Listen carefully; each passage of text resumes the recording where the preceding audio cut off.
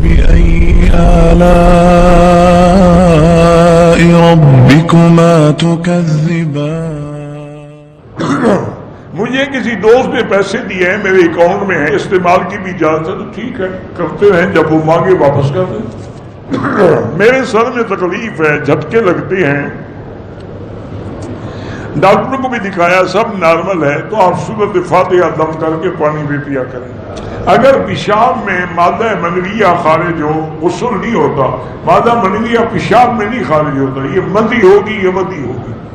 منی وہ ہوتی ہے جو ٹپک کے نکلے اور جس کے بعد شہوت ختم ہو جائے، اس کے لیے غسل ہے۔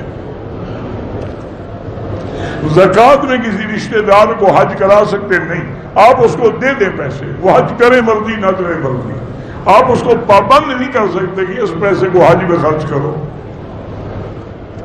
امام جماعت کھڑی ہے، امام کے پیچھے حنفی ہے تو فاتحہ نہ پڑھے، اگر اذان ہو رہی ہے تو قرآن پڑھیں، کوئی بات نہیں، قرآن بھی پڑھتے رہیں، اس کا جواب بھی دیتے رہیں۔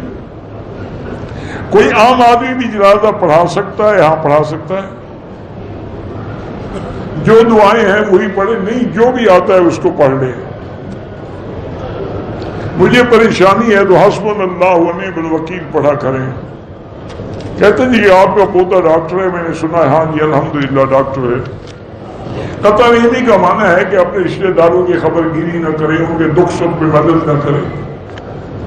کوئی لڑکی شادی سے پہلے اپنے منگیتر سے فون کر سکتی ہے؟ نہیں کر سکتی ہے، جب شادی ہوئی نہیں، ہاں نکاح ہو جائے تو کر سکتی ہے، منگنی کے بعد نہیں کر سکتی۔ میری بہن کی شادی ہوئی شوہر چچا داد بھائی سے، شوہر کی جانب لوگوں کی باتوں میں آ کر مناسب خرچ اور نہ ہونے کی والدین کے گھر آ گئی، بڑے بھائیوں نے اس کا جہیز بھی اٹھا لیا، اب تقریباً 10 سال ہو رہے ہیں، جزوال بھائی نے دوسری شادی کر لی، جس کے بعد میں طلاق ہو گئی۔ جب طلاق ہوگی اب سلو کرنے کا کیا فائدہ ہے؟